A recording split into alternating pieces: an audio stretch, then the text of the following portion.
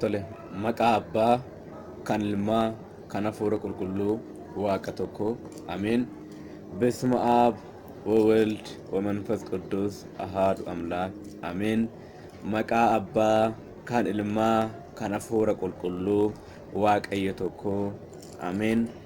kabajamtoota jaallatamtoota maatii waaqayyo ijoolleen haadha keenya dubroo maariyaam biyya keessaa biyya alaa teessanii kan hordofaa jirtan akkam jirtu akkamiin turtanii akkamiin sa'aatii kana eegdanii galatni waaqa keenya uumaa keenya qoricha keenya Yesuus Kiristoosiif haa ta'u deessoo haadhasaa qulqulleettii qulqullootaa abdii cubbamootaa waadaa fannoo jalaa kan taate maqaan isheellee kan ol jedhanuuf haa ta'u ameen. maatii waaqayyo baga guyyaa har'aa geessan jecha waan haaraa qabadhee dhufeen jira.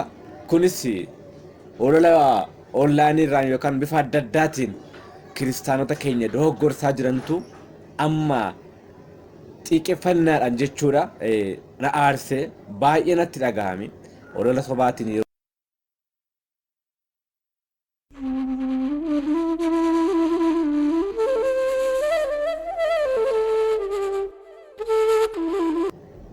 jechuun onlaayiniidhaan natti dabarsanillee yeroo itti gaafachaa ture jira. ijoolleen kun maal jedhu waa'ee Yesuus Kiristoosiin odeessu Yesuusiin fudhadhu jedhu kallattumaan achirraa ni dhaggeeffattu jechuudha. amma achirraa dhaggeeffatanii deebii kallattiidhaan duuka hiikneetiin ilaachaa deemna caqasaan jechuudha. maaliif dogoggoruu hin qabnu namni? maaliif maaramii sagaddaa maaliif maaramii kabajdaa jedhaniitu bifa adda addaatiin kaan kan nuti immoo dhaga'uu hin qabnu maaliif usuu beeknu usuu amannu maaramiidhaan waaqa jenne miti maaramiidhaan uumaadha jenne miti. kana hubachuu qabna kiristaanota. ergamootaan waaqa jenne miti tolootaan waaqa jenne miti nuti ulfina kabaja ulfinaa laannaaf sagada ulfinaa sagannaaf sagada kabajaa sagannaaf malee sagada waaqummaa miti. saganni waaqummaa kan kennamuuf waaqa tokko Yesuus Kiristoosidha. innis abbaa ilma hafuura qulqulluu tokkummaaf sadummaa isaaniitti kan amannudha jechuudha. kana hubachuuf beekuun barbaachisaadha. kanaaf maatii waaqayyo kan baay'ee natti dhaga'amedha. kanaaf kallattumaanii ni dhaggeeffanna jechuudha. gara sagalichaatti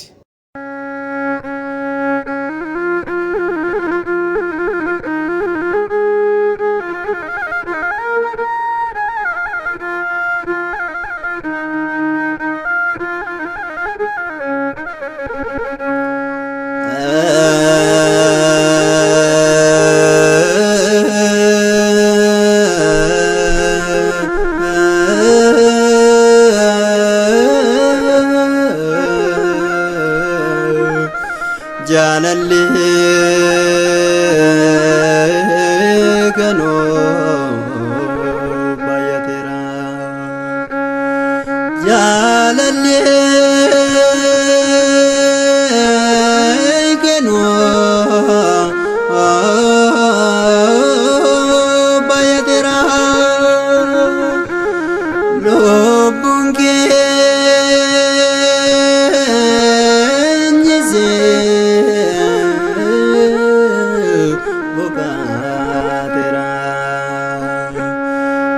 jaalala keetiin bojamne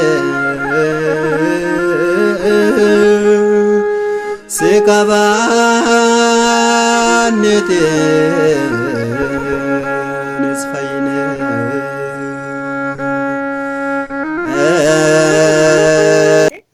nagaan gooftaa siif haa baay'atu. ilaa obboleetti koo duras si kaasee jira. Yesuus Kiristoos akkasiif fannifamee beektee isatti amaneera jettee garuu sagalee isaatiin mormita yoo ta'e akkamittiin mootummaa waaqayyootti galtaa? Okay.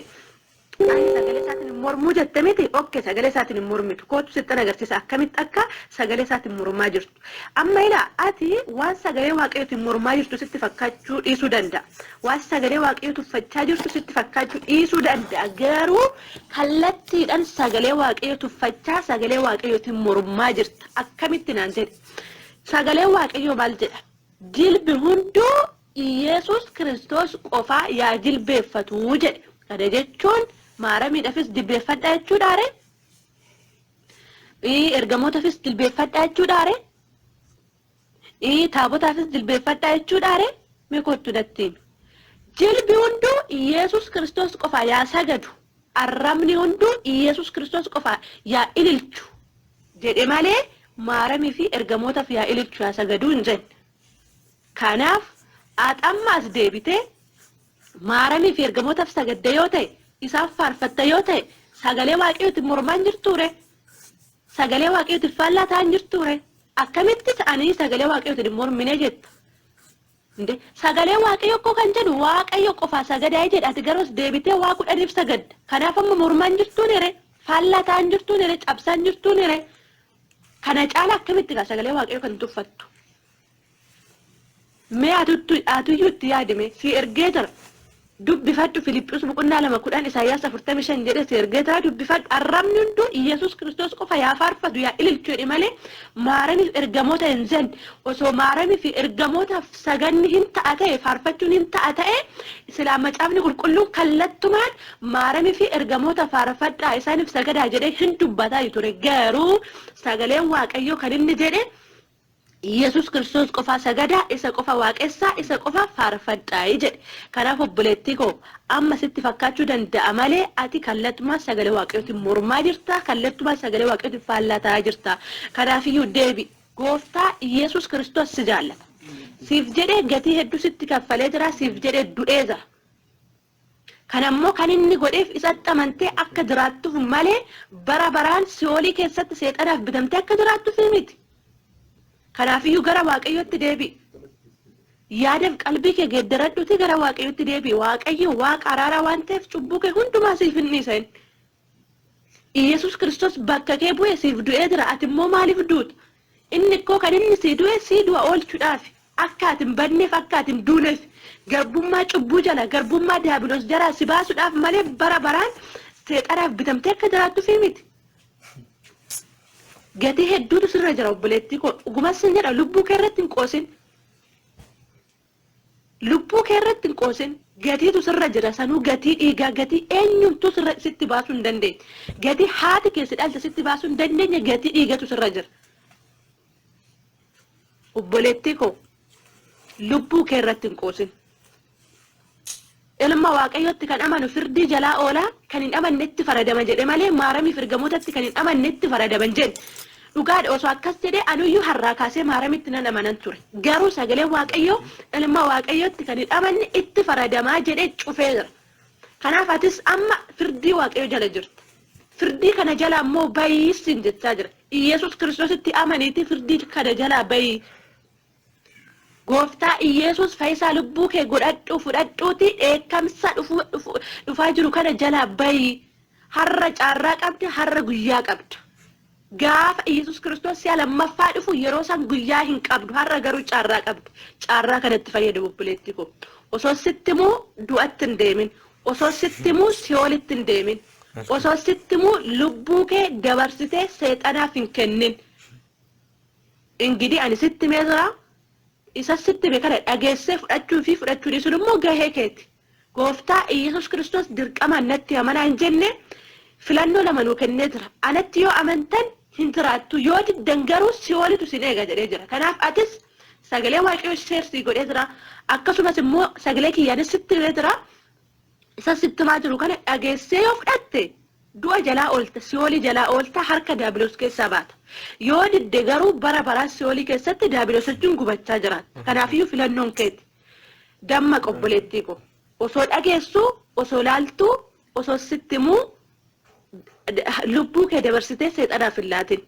Hoomiyyuu taanan ergamootaaf maaramiidhaan mootummaa waaqayyootti galuu hin dandeessu. Unkaan galuu miti karaa maaramii fi ergamootatiin mootummaa waaqayyoo ijaan hin agartu. Maaliif yoo jette akkamitti yoo jette sagalee waaqayyoo Yohaannis boqonnaa 14 irratti karaan dhugaa jireenya Yesus qofa jedhee jira.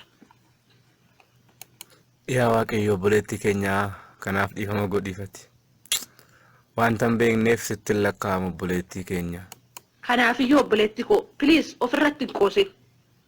yeroon akkanatti sitti maa jiru kana waan qalladaa jiru waan qoosaa jiru waan si dogongorsiisuudhaaf jedhu sitti fakkaatin akkaati ooltuuf dogongorarraa indoom dogongorarraa akka deebituuf sa'aatii sitti haasa'u kana wanta biraa hojjechuu nan danda'a. Hojii dhabeettis miti kana sitti haasa'aa jiru. Kanan jiru mana Oromaa keessa mana madaamii keessa garuu osoo ati abiddatti deemtu osoo ati si'oolitti deemtu osoo ati harka seexanaa saniin bitamuuf jirtu. Obboleettii keenya akkasiin jedhini harka seexanaatti osoo hin taane nuti ijoolleen tawaahidoo ijoolleen dubroo Maariyaam qabannee deemaa jirru yoomillee harka seexanaatti laatamnu maaliif waaqa uumaa samii lafaa isa qabannee jirra isa faana jiraachaa jirra isa faana deemaa jirra ngowwatiin ngowwoomin atiyyuu karaa dhugaatti deebiishee yeroon callisee toos ilaalu sagalee waaqayyoo muna dhoo maaliif ofii keessanii fayyita ofii kiyya fayyeera jedhee nan callise yoo ta'e waaqayyoo na gaafata isa ofii keessanii fayyitan kana isa ofii keessanii amantan kana dhaloota hin beeknetti dhugaa baay'ee jedhame tere sagalee waaqayyoo kanaafiyyuu obboleetti koo deebi qalli sitti fakkaatin karaan dhugaan jireenyi Iyesuus qofa gaafa jennu kana qalli qoosaa sitti fakkaatin osoo gaaf tokko sogatii sin kaffalchiisin lubbuu kee abidda bara baraa sanitti lubbuun kee osoo hin darbatamin oolii sun jedha jalaa ba'i obboleetti koo ooli. Nagaan gooftaa siif haa baay'atu nagaa kee tolee nagaan gooftaa siif haa baay'atu nagaa keetii baga nagaa kee taate eessatti baddeessun jedha innaa sagalee waaqayyoo sheersii gochatanan ture dubbifadhu gaaffisoo qabatte na gaafadhu sin jedhee jira garuu callisteetta achumaani. Okay. Sagalee waaqayyoo maal jedha ilma isaa kanatti kan amanu ittiin faradamu jedha isatti kan hin amanne garuu maqaa tokkicha ilma waaqayyootti waan hin amaniniifu ammumaa iyyuu itti faradamee jira jedha. Boru yookaan iftaan yookiin immoo bara dhufu itti faradaman jenne ammumaa iyyuu itti faradamaa firdii jala jira jedha. Kanaaf ati obboleettii koo gooftaa Iyesuus Kiristoos fayyisaa lubbuu kee godhattee fudhanne taanaan firdii jala jirta. Ammumaa iyyuu amma yeroo sitti haasaa jiru kana firdii waaqayyoo jala jirta. Dheekkamsa waaqayyoo jala jirta. Kanaaf obboleettii koo Iyesuus Kiristoositti amanuudhaan firdii kana jala ooli. Iyesuus Kiristoositti amanuudhaan dheekkamsa kana jala ooli. Ilma isaatti kan amanu itti faradamu isatti kan hin amanne garuu itti faradama jedhe malee Maaramiif ergamoota Mikaa'elatti kan hin amanne itti faradaman jenna. Kanaaf kan sitti farachiisu yoo Iyesuusitti amanuu baatte malee yoo Maaramitti amanuu baatte miti. Asirratti obboleettii keenya nuti kan ijoolleen tawaahidoo kan amannee jirru Maaramii akka waaqaatti amanna miti ergamoota akka waaqaatti amanna miti kabaja ulfinaa isaaniif laannaa waaqayyo kan kabaje nuti salphisuu hin dandeenyu hadheessuu hin dandeenyu caqasa ganaa fuuldura deebii jiru irratti argitaa jechuudha guutummaatti. Firdii waaqayyo jala kan si galchu ergamootatti yoo amanuu baatte osoo hin taane yoo Iyesuus Kiristoositti amanuu baatte. Kanaaf obboleettii koo karaan dhugaan jireenyi Iyesuus qofa. Iyesuus malee mootummaa waaqayyotti galuu hin dandeessu. Iyesuus malee jireenya argachuu hin dandeessu. Iyesuus malee harka daabiloos harka seexanaa san keessaa ba'uu hin dandeessu. Kanaafiyyuu yaadaaf qalbii kee geddaradhuuti gara waaqayyotti deebi'i. Gooftaa Iyesuus Kiristoositti amanii du'a hin oolta. Gooftaa Iyesuus Kiristoositti amani firdii jalaa oolta. Gooftaa Iyesuus Kiristoositti amani harka daabiloos jalaa ooli. Gooftaa Iyesuus Kiristoos gati hedduu sitti kaffalee jira. Siif jedhee du'ee jira, siif jedhee fannifamee jira, siif jedhee dhiiga isaa lolaasee jira.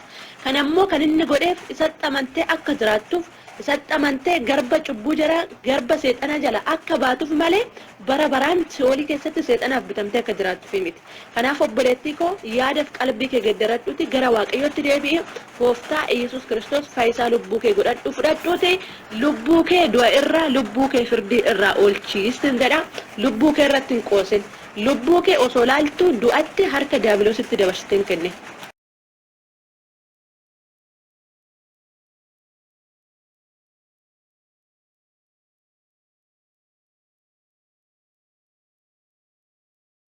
Waaqayyo yaadni nuti amma dhageenye kun yaada obboleettiin keenya kun biyya Beeruut irra teessee kiristaanota dogoggorsaa jirtudha.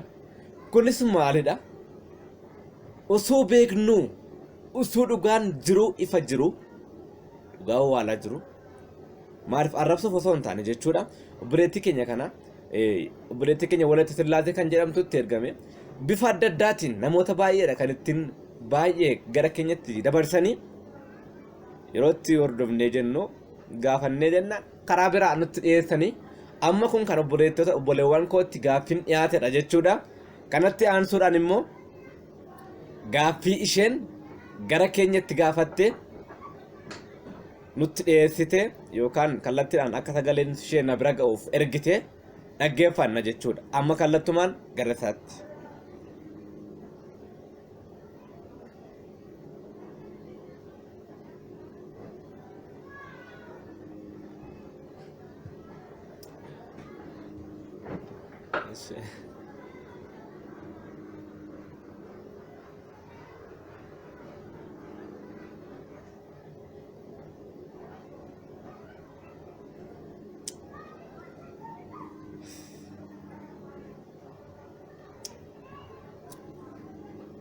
Oke. Nama dia juga. Oke.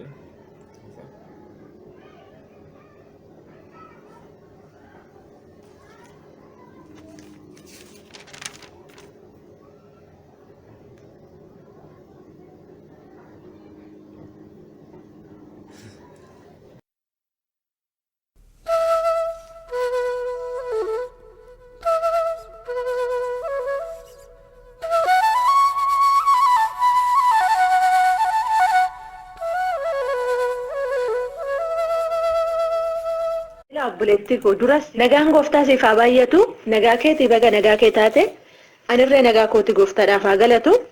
Okay, sagalee koo kana sagalee amma obboleessi keenya sheersii godhe kanaaf sheer godhiti naa qaqqabsiisi. Okay, obboleessa koo sagalee koo kana inni dhaggeeffatta yoo ta'e, sagaleen koo kun sheer ta'ee si bira kan ga'u yoo ta'e, aqamma gaaffii gaafatamteef deebiste jechuudha. Gaaffii gaafatamteef deebii laatte jechuudha. Daqiiqaa 13 fi sekondii 40 haasofte. Kana keessatti garuu gaaffii gaafatamteef poointii takkallee hin deebisne. Akkanatti koo wangeela akka yaada wangeelatti hiikuu caalaa wangeela akka yaada ofii keessanitti hiikuudhaan dhaloota meeqa dhaloota 10,000 miliyoonatti lakkaa'amu si walitti naqaa jirtu. Waaqayyo garuu waaqa araaraati.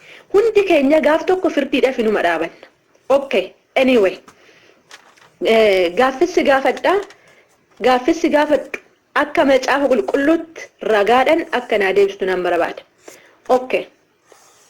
Gara gaaffii kootti osoo hin darbin hin dura yeroo baay'ee ortodoksiin dur turtee nuyi hayimaanotii haaraa hin barbaannu yeroo jettan yeroo baay'ee irra deddeebiidhaan nan nagaa.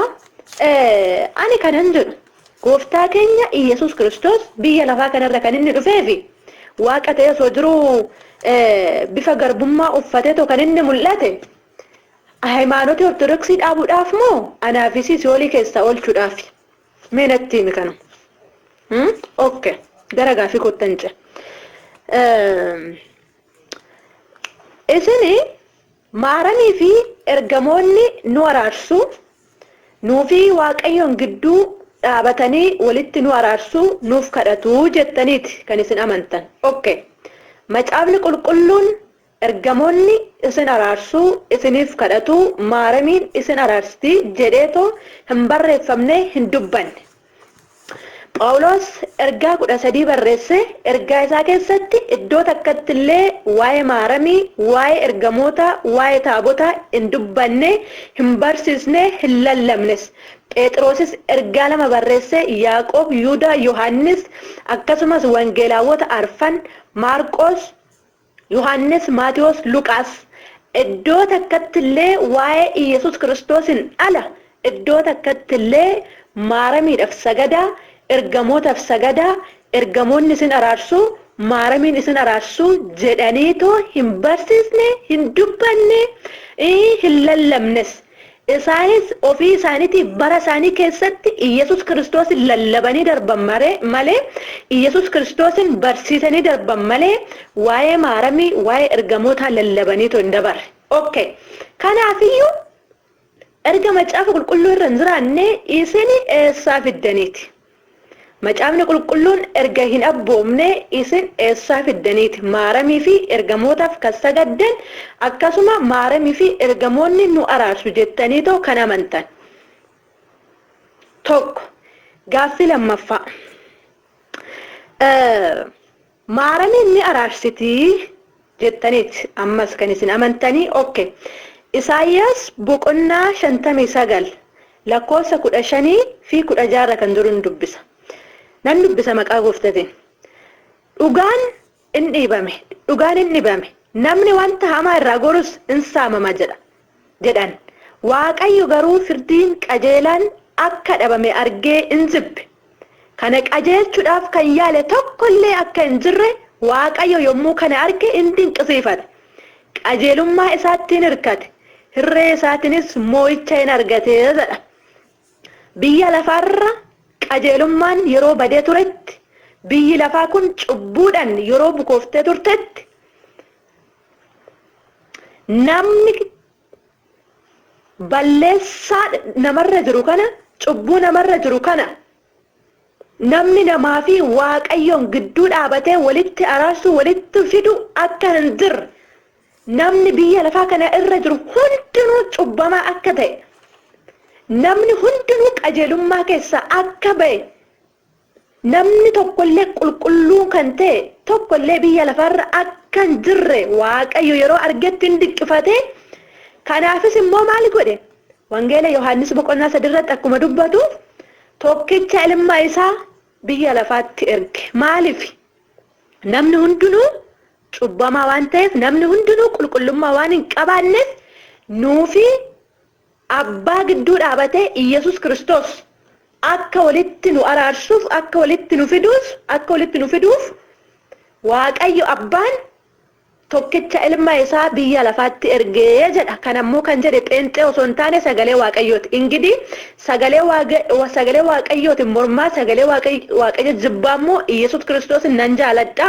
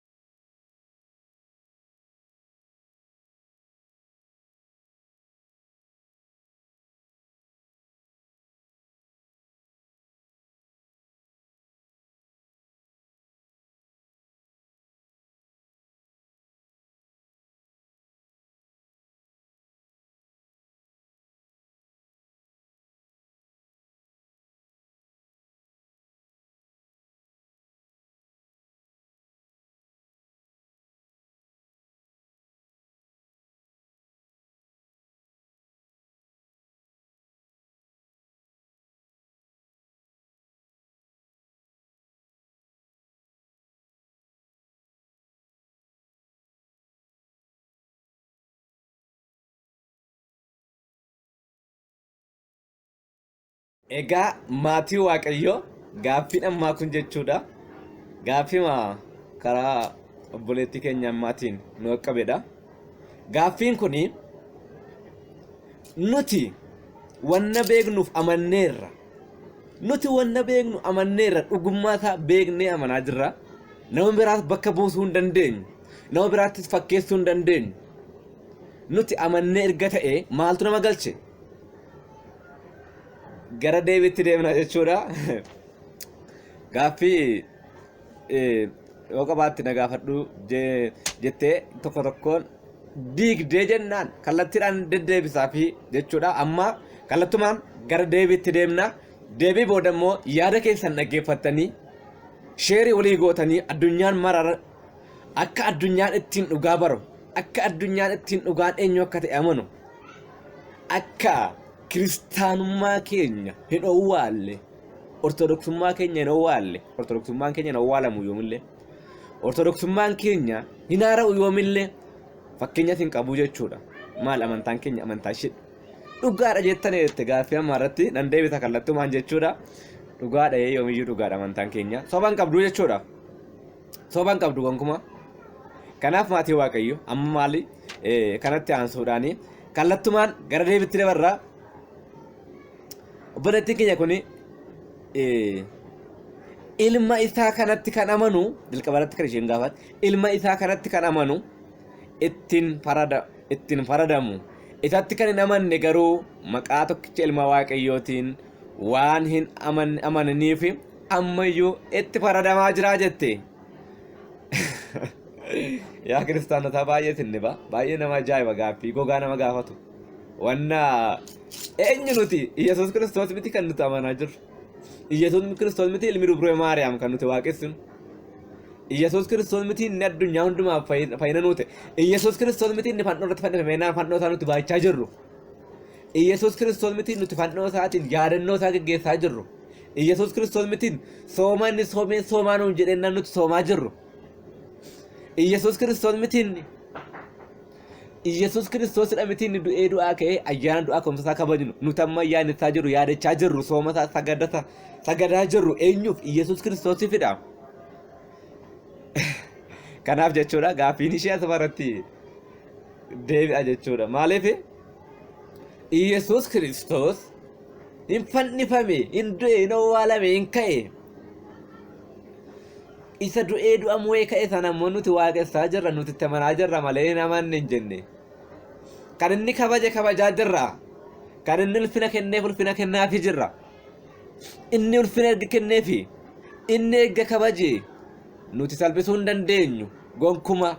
Kanaaf nuti kabajaa jirra kan inni kabaje. Gonfoo bara baraan sii kenna jedhee gonfoo bara baraa kenneef hundumaaf gonfoo qabu. Namoonni kabaja qabu. Haati Waaqayyo kabaja qabdi. Ka gara gadiitti ilaalaa jechuudha caqasaa wajjin. Kanaaf maatii Waaqayyo asirratti kana hubattanii akka nu hordoftan maqaa Waaqayyootiin isin gaafanna. Bifa adda addaatiinidha jechuudha. Deebii qabannee dhiyaanna amma jechuudha. Deebii qofaadha amma asirratti deebii qofa kallattiidhaan isin biraan geenya. Tokko bakka dhaggeeffachuus jalqabdanii irraa hin bayina. Maaliif guutummaatti hordofaatii wanna jedhamaa jiru adda baafadha. Kiristaanni raafamu raafamina. Faaruu Daawit lama irratti illee kan gonka raafamina sabni biyya lafaa irraa maaliif raafama maaliif naha jedha. Raafamuu hin qabnu nuti bakka. Kanaaf jechuudha kallattumaan gara itti aanutti dabarraa. Inni itti aanu waa'ee Iyesuus Kiristoos amanu nuti amanneerra. Nuti amannee nuti isa Iyesuus Kiristoos amannee isa wajjin jiraachaa jirra. Fayyisaa hundumaadha. Amanneerra jedheera. Inni itti aanu fayyisaa lubbuu kee. Fayyisaa lubbuu kee fayyisaa dhuunfaa kee. Minnoo fayyisaa lubbuu kee. Maal nuti fayyisaa lubbuu keenya dhannee amanne miti. Fayyisaa bara baraa abbaa bara baraa uumaa keenya jennee amanaa jirra miti. Fayyisaa dhuunfaa kee fayyisaa maal kee. Addunyaa hundaaf du'e nu dhuunfaaf miti. Garuu hundumtuu immoo ittiin haa fayyu. Hundumtuu ittiin fayyina. Dhuunfaa jechuun hiika kallattii biraadha. Garuu nama tokkoof du'e miti addunyaa hundumaaf du'e Waaqayyo gooftaan keenya qorichi keenya Iyesuus Kiristoos jechuudha. Kanaaf kana fakkaataa inni itti aanu irratti maal jedha? Eekkamsa jalaa oolee jette dheekkamsa jala ooli. Dheekkamsa jala hin jiru nuti ijoolleen tawaahidoo yoomillee dheekkamsa jala hin jiru. Dheekkamsa jala kan jiru abbuma jiru jira malee nuti amantaadhaan abdiidhaan deddeebi'aa jirra amanneeti. Shakkii hin qabnu jechuudha. Dhuguma dhugaatti shakkii tokko hin qabnu. Shakkuu hin qabnu warri kaanis raafamuus hin qabnu. Kanadha inni itti aanu nuti Maariyaamii fi ergamoota kan fakkaatanii ni waaqessitu kan jette ni itti amantu kan jette asirratti nuti kan amanne Yesuus Kiristoosittidha.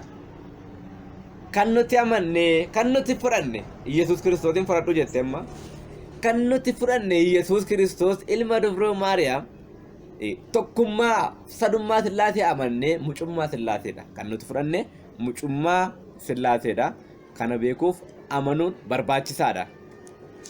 Mucummaa Sillaasee bifa adda addaatiin kaasu namoonni adda addaa. Garuu nuti Ortodoksii Tawaahidoodhii kallattumaan bifa yaada nama dhuunfaatiin miti kan gaggeeffamtu jechuudha. Yaada nama dhuunfaatiin osoo hin taane macaafa qulqulluudhaan macaafa qulqulluu kana dhugaa kana qabattee dhugummaa isaa lallabdi jechuudha.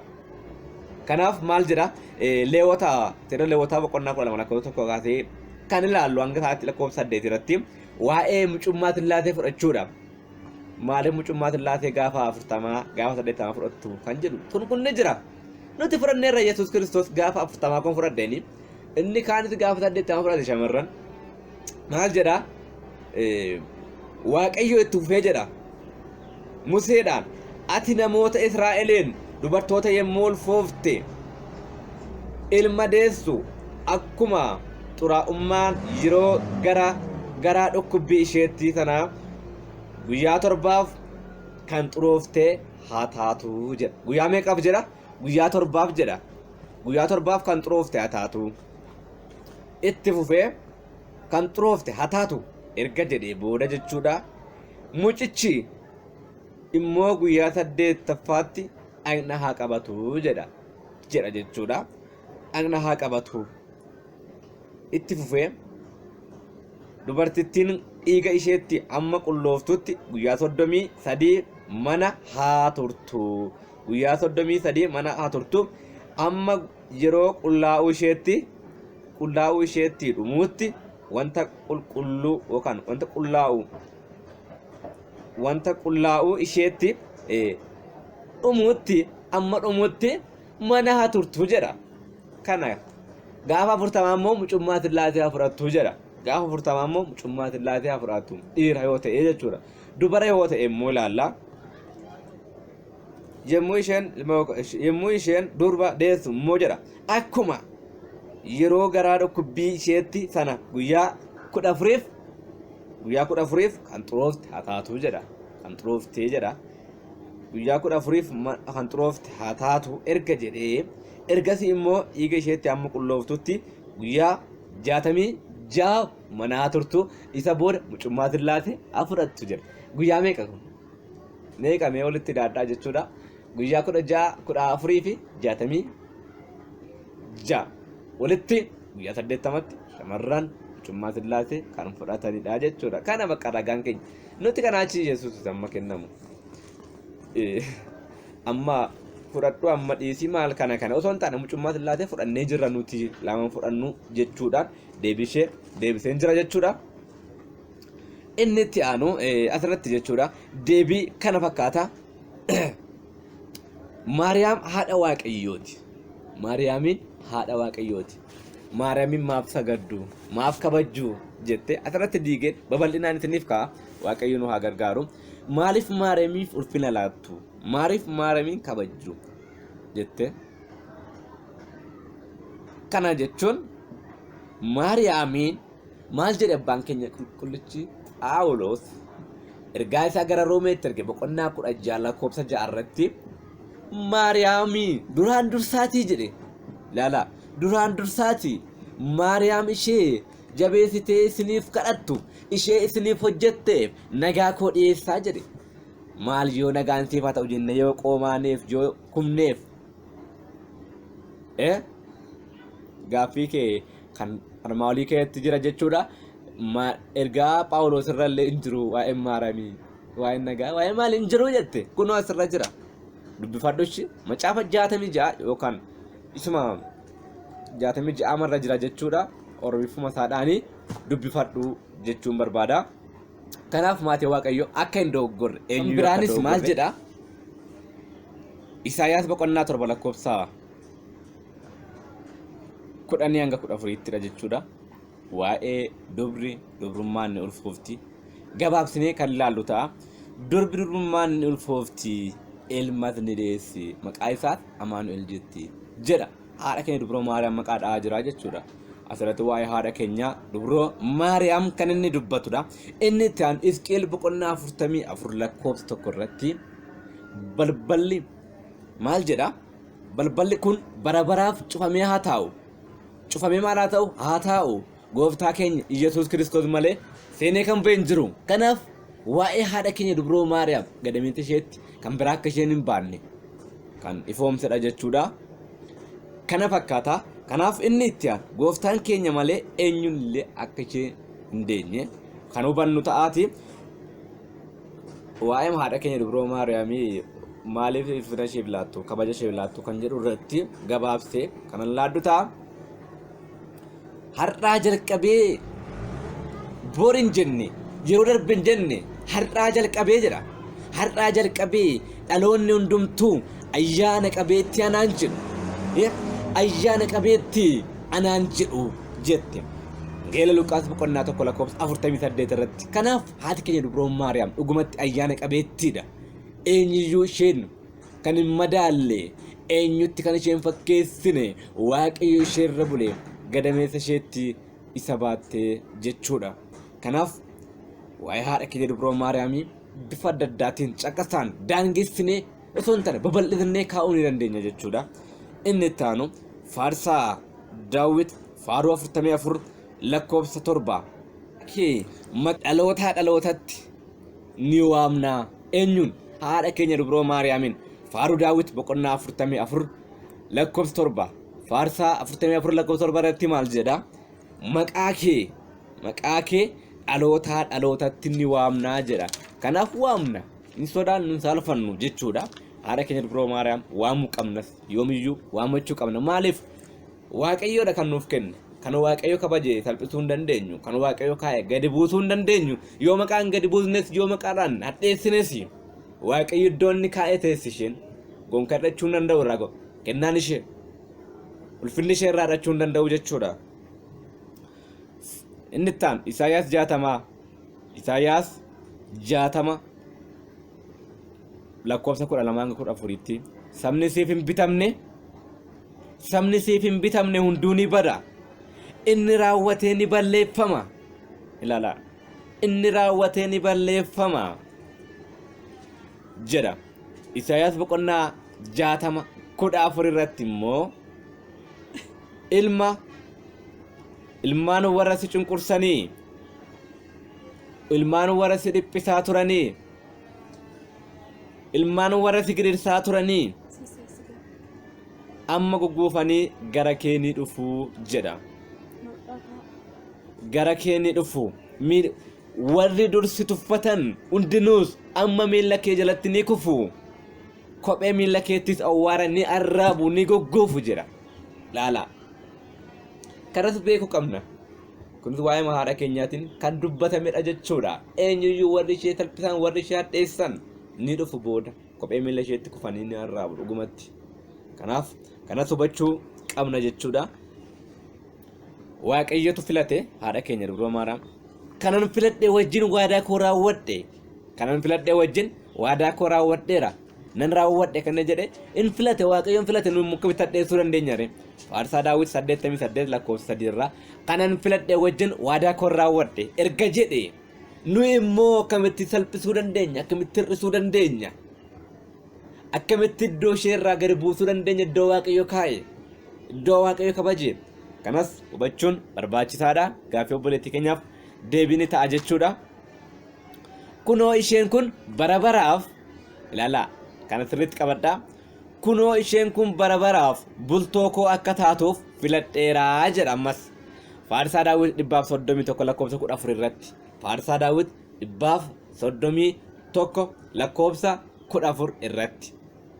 Kunoo kanan filadhee wajjin waadaa koo raawwadhe erga jedhee booda kunoo isheen kun bara baraaf hadha duwwaaf hin jenne kaleessa duwwaaf hin jenne kunoo isheen kun bara baraaf bultoo koo akka taatuuf filadheeraa jedhe. Innoon filate eenyudha kan salphisu meesti? Mee yaa kiristaanota eenyu kana dheessuu danda'u? Eenyu kan salphisuu danda'u? Hin jiru gonka. Kana hubachuun barbaachisaadha. Inni biraan faarsaa daawwitiin siif hin bitamne dundumtuun bada jedheera. Waa'ee haadha keenya dubroo Maariyaam. Inni itti aanu mallee namni hunduu haadha keenya Tsiyoon jedha. Tsiyoon immoo haadha Waaqayyoo ta'uu ishee gararraatti isin beeksiseera. Faarsaa daawwit 85 lakkoofsa 5 irraa akkana jedha jechuudha. Kana biraan qulqullumti Gabri'eel ergamaamti ergamoota Waaqayyoo keessaa kan dhufe iyyuu maal jedhee ati dubartoota keessaa kan eebbifamtedha ittiin jedhe. Wangeela Luqaas boqonnaa 1 lakkoofsa 28 irratti jechuudha. Kanaaf akkasittiin kan dubbatedha. Itti fufee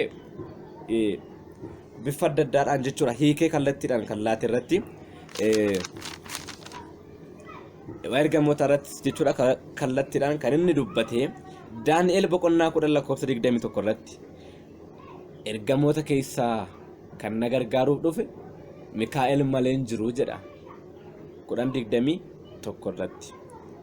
Inni itti aanullee Wangeela Luqaas boqonnaa 1 lakkoofsa 19 irratti illee fuula Waaqayyoo dura kan dhaabbatu ani qulqulluu ergamaa Gabri'eelidha jedha. Ergamaan Gabri'eel akka nuuf dhaabbatu asirratti kallattiidhaan kan ibsudha jechuudha. Haati keenya qulqulleettiin dubroon Maariyaam mirga ilma ishee dhaabbachuu ishee nuuf jecha cubbuu keenyaaf jecha kan argannu faaruu daawwit faarsaa 44 lakkoofsa 9 irratti mirga ilma ishee ni dhaabbatti jedha. Eenyuuf nu cubbamootaaf kana hubachuu qabna. Ilmi ishee eenyu akka ta'e yommuu ilaallu ilmi ishee gooftaa keenya qoricha keenya Iyesuus Kiristoos yommuu ta'u kan isheen dhaabbattu mirga taadha jechuudha. Kan deebii sirriidha jechuudha. Inni itti aanu nuti kan agarree fi kan agarree ni dubbanna. Nuti kan agarree ni dubbanna. Kan argines dhugaa baana. Abbaan keenya Wangeelaa Yohaannis boqonnaa 3 lakkoofsa 11 irratti nuti kan agarre ni dubbanna kan argines dhugaa baana kan dhageenye dhugaa baana jechuudha nuti. Kanaaf ukkaamsuu hin qabnu, owwaaluu hin qabnu, dhugaa jiru ifatti dubbachuu qabna jechuudha. Kanaaf inni itti aanu namoota dubbii dhugaa jal'isan kan sirriitti qabadha. Namoota dubbii dhugaa jal'isan amantoota garagalchaa. Namoonni dubbii dhugaa jal'isan amantaarraa galagalchan ni ka'u. Isaanirraa of eegaa jedha. Kanas kan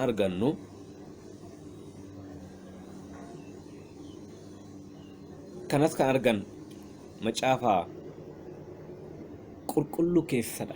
Kan dhugaa jiru ifa jiru ukkaamsuu hin qabnu. Dhugaatti dubbachuu qabna.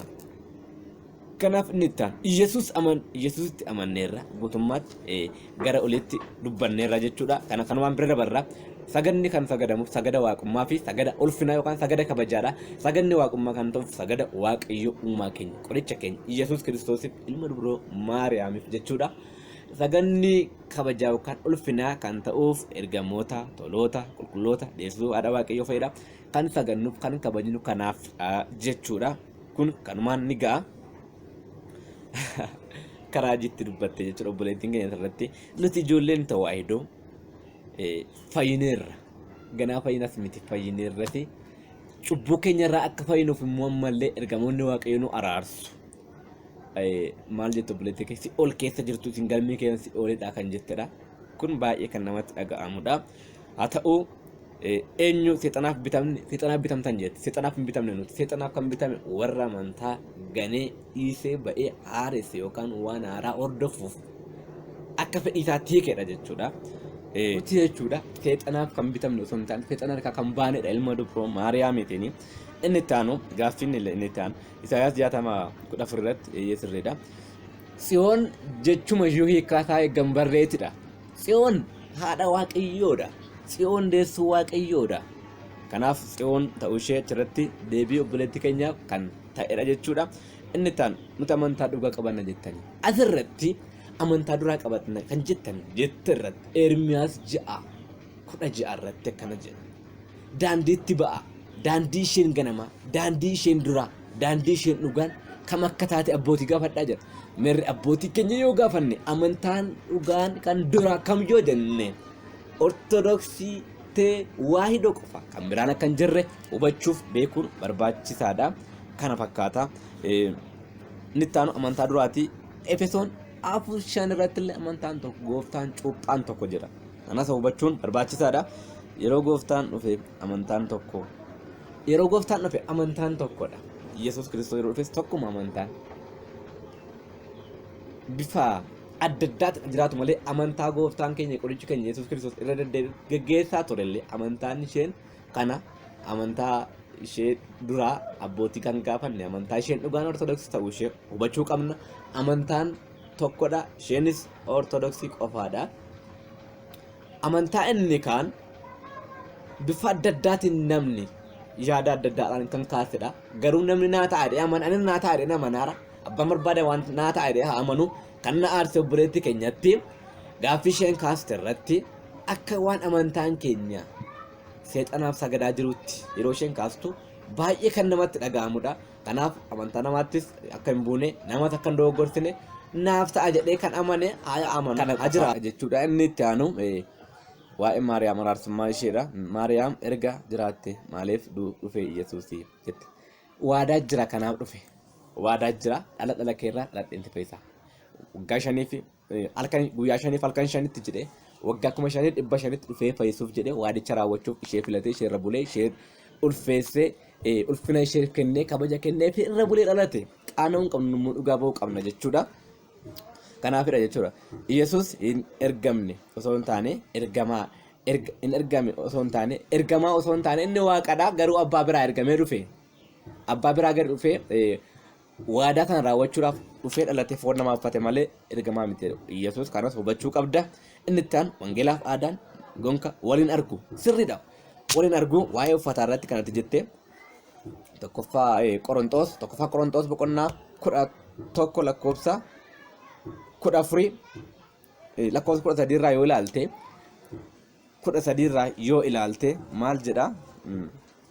Kallattumaan kanantiif dubbisu ta'a jechuudha.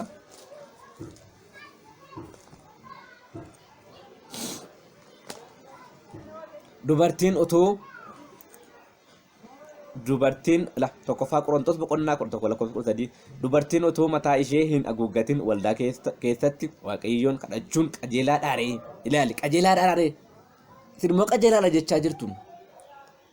Qajeelaadhaaree isinumti ofii keessanittu faradaa mee ittiin jechaa jira. Mee isinumti ofitti faradaa mee akkuma Phaawulos jedhe. Mee isinumti murteessaa mee.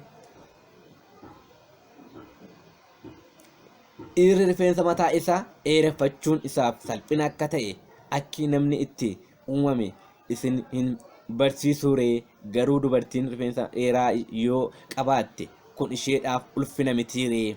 Rifeensa ishees akka isheen ittiin golgattuuf kennameefi dheerinni isaa jechuudha.